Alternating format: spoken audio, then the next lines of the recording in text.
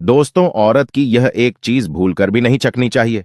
नमस्कार दोस्तों, स्वागत है आपका एक बार फिर से हमारे इस चैनल सनातनी ज्ञान पर। सबसे पहले अपनी पूरी सच्ची श्रद्धा के साथ कमेंट में लिखे, जय माता लक्ष्मी।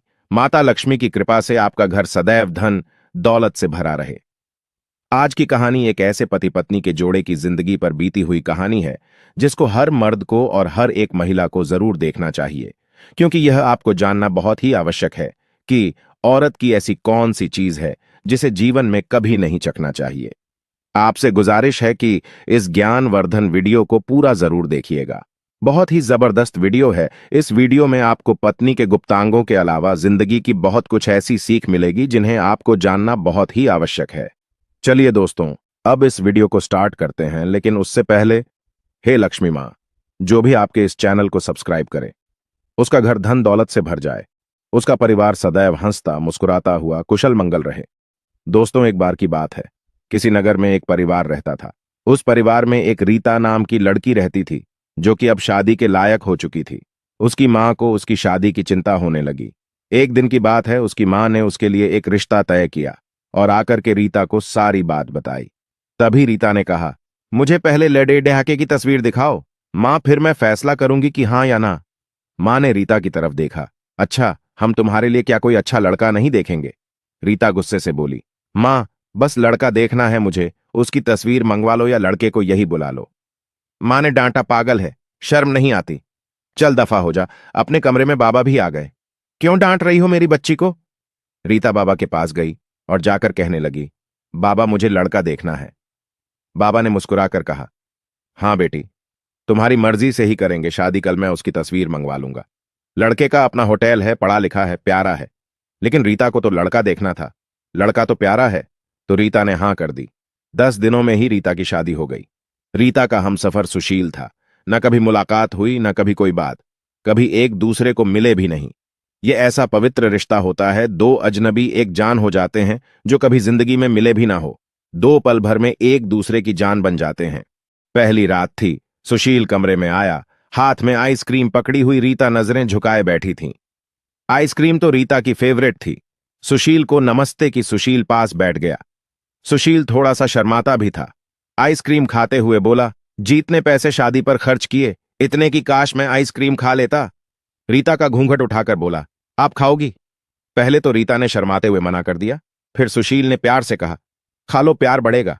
रीता को आइसक्रीम दी और खुद भी खाने लगा। रीता सारी आइसक्रीम खा गई।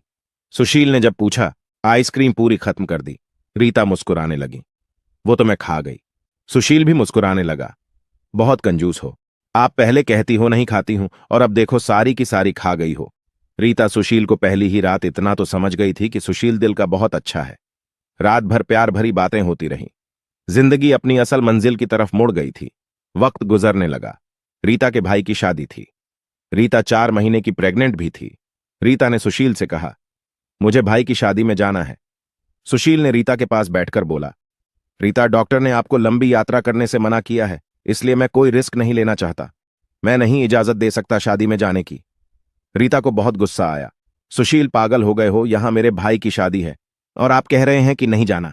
आप मुझे कार में बैठाकर आराम से छोड़कर आ जाओ। बस। सुशील ने रीता का हाथ प्यार से पकड़ा और फिर समझाने लगा, रीता, क्यों बेकार की जिद करती हो? डॉक्टर ने यात्रा करने से मना किया है तो मैं नहीं जाने दे सकता। तुम लापरवाह हो जाती हो और मैं तुमको किसी के भरोसे नहीं छोड़ सकता। इतना कहकर सुशील कमरे से बाहर चला गया। रीता रोने लगी।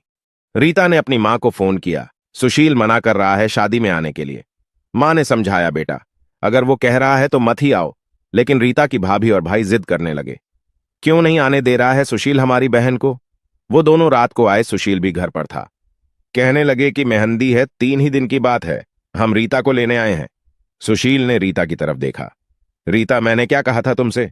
रीता ने नजरें झुका लीं, कमरे में चली गई। सुशील को गुस्सा तो बहुत था, लेकिन सब्र कर लिया। 1000 रुपये जेब से निकाले, रीता को दिए, ये कुछ पैसे रख लो, बाकी और चाहिए तो ले लेना, मैं कल आऊंगा। रीता बहुत खुश थी। सुशील ने अपने सीने से लगाया रीता को और कहा, अपना ख्याल रखना। रीता फिर शादी में चली गई। मेहंदी की रात रीता की बुआ की लड़की भी आई हुई थी। डांस भी किया, काफी एंजॉय किया। बारात वाले दिन जब भाई की बारात लड़की वालों के घर पहुंची तो वहां बारिश हो रही थी। गली में काफी कीचड़ था। रीता का पैर फिसला गिर गई। गिरते ही उसके पेट में दर्द होने लगा। रीता जोर जोर से रोने लगी।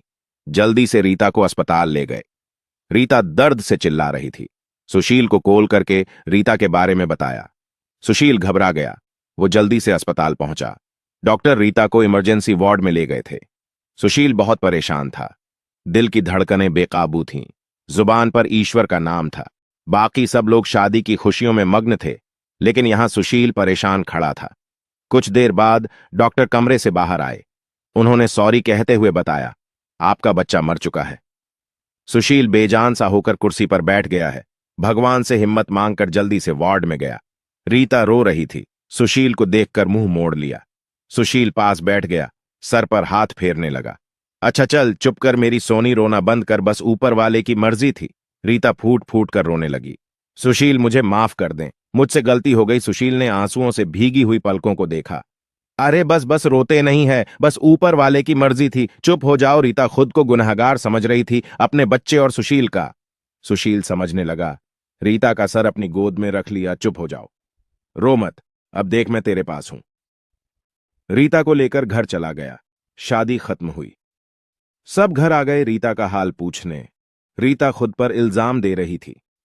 मुझे रोका था सुशील ने, लेकिन मैं जिद करती रही, शादी में जाना है।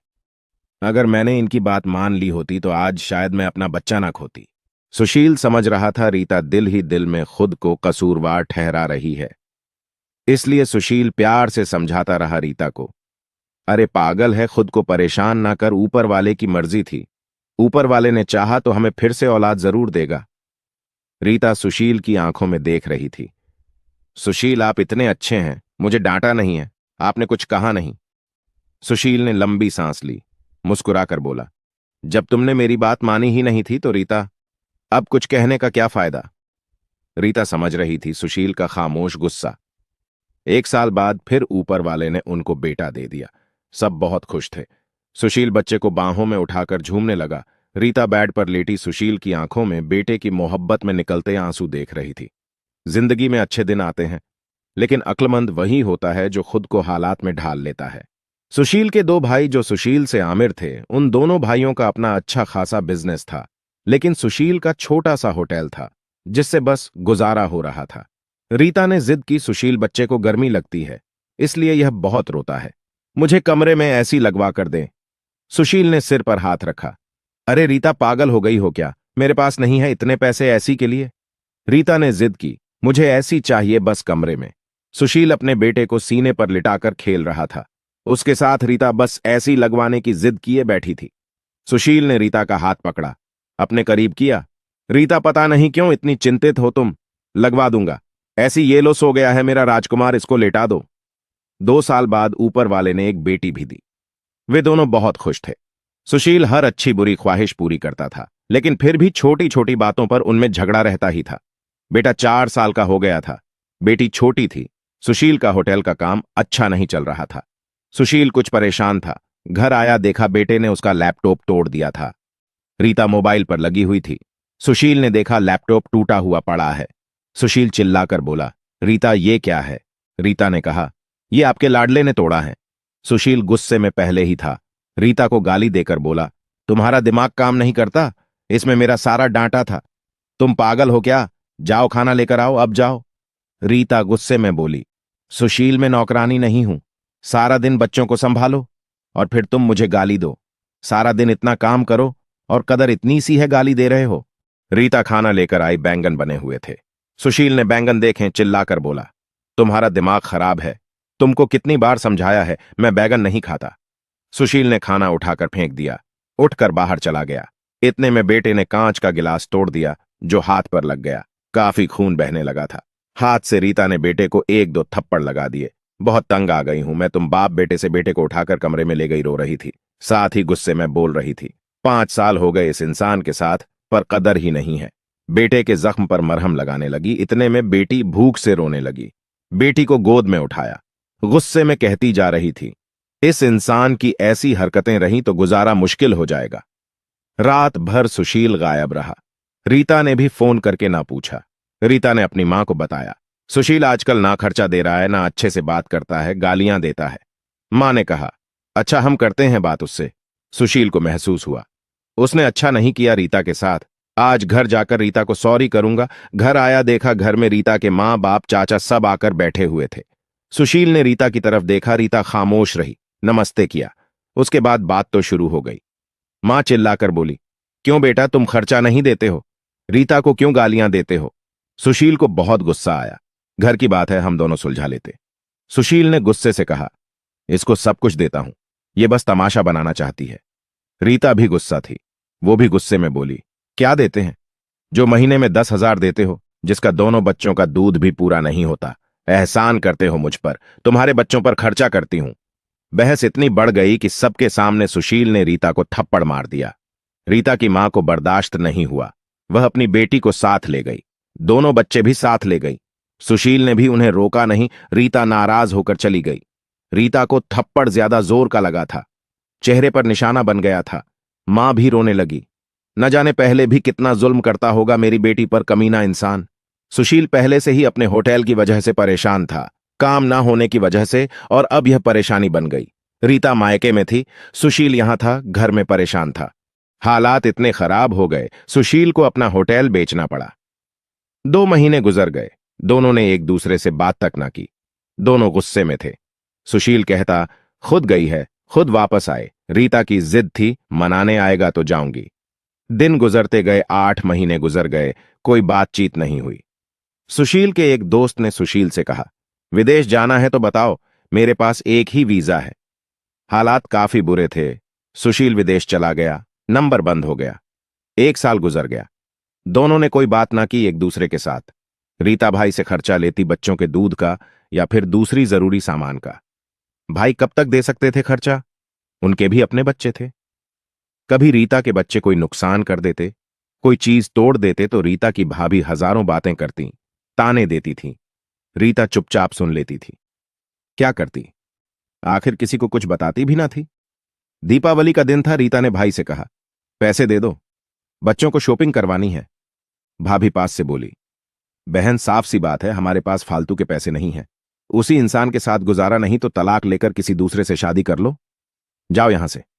रीता उस दिन बहुत रोई थी। उसे एहसास होने लगा था, सुशील तो मेरे सर का ताज है।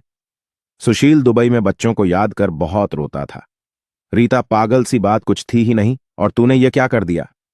उधर रीता के भाई ने रीता के लिए एक आदमी देखा, जिसकी पत्नी की मृत्यु हो चुकी थी। उसके 4 बच्चे थे। उसके भाई ने रीता से कहा, बस सुशील से तलाक ले लो, इस आदमी से शादी करके घर बसा लो अपना। रीता की आंखें आंसुओं से भीग गई थीं। जल्दी से मोबाइल निकाला, सुशील को फोन लगाया। नंबर बंद आ रहा था। रीता रोने लगी, मुझे सुशील के पास ही जाना है, मुझे कोई शादी नहीं करनी। उधर सुशील का भी दिल तड़पा। उसने सोचा, मेरी रीता तो मासूम सी है, थोड़े से गुस्से पर नाराज हो जाती है, क्यों ना खुद ही माफी मांग लूं। वो टिकट करवाकर हिंदुस्तान वापस आ गया। रीता रो रो कर भगवान से अपने पापों, अपनी गलती की माफी मांग रही थी। हे ऊपर वाले, मुझे माफ कर दें, मुझे मेरा सुशील वापस कर दें। रात भर रोती रही। सुबह बेटे को नाश्ता करवा रही थी कि दरवाजे पर घंटी बजी। भाभी ने दरवाजा खोला, सामने देखा, सुशील खड़ा था। रीता की नजर पड़ी। रीता के हाथ से दूध का कप छूट गया। नंगे पांव दौड़ते हुए जाकर सुशील के सीने से जा लगी, चीख चीख कर रोने लगी, सुशील मैं बहुत प्यार करती हूं तुमसे। सुशील के पांव पकड़ लिए, माफ कर दो, तुम भी माफ कर दो मुझे, मैंने गुस्से में ज्यादा बोल दिया था। बच्चों को सीने से लगाया, सुशील प्यार करने लगा। रीता के भाई और भाभी की आंखों में आंखें डालकर गर्व से बोली, मेरा परमेश्वर मेरा हमसफर है जो अब मेरे पास है, आप लोगों का बहुत बहुत धन्यवाद। वो सुशील के साथ घर वापस आ गई। दोनों खुशी से सब बातें भूलकर जीने लगे। लेकिन वह इस समाज को इतना बता गए कि जज्बात में जुदा हो जाना बहुत आसान है, लेकिन जुदा होकर जीना बहुत मुश्किल है। तो दोस्तों, इस तरह से हर व्यक्ति को यह बात ध्यान में रखनी चाहिए कि कभी भी मर्दों को औरतों की तिर्या चरित्र के बारे में नहीं पकड़ना चाहिए, अर्थात उनके तिर्या चरित्र को नहीं छकना चाहिए। जितना हो सके मर्दों को स्त्रियों के साथ मैनेजमेंट अच्छा रखना चाहिए, उनसे अच्छा व्यवहार करना चाहिए और उनको अच्छे से समझा बुझाकर समय रहते उनको मना लेना चाहिए। क्योंकि दोस्तों, स्त्रियों के त्रिया चरित्र के बारे में आज तक देवता भी नहीं जान पाए हैं।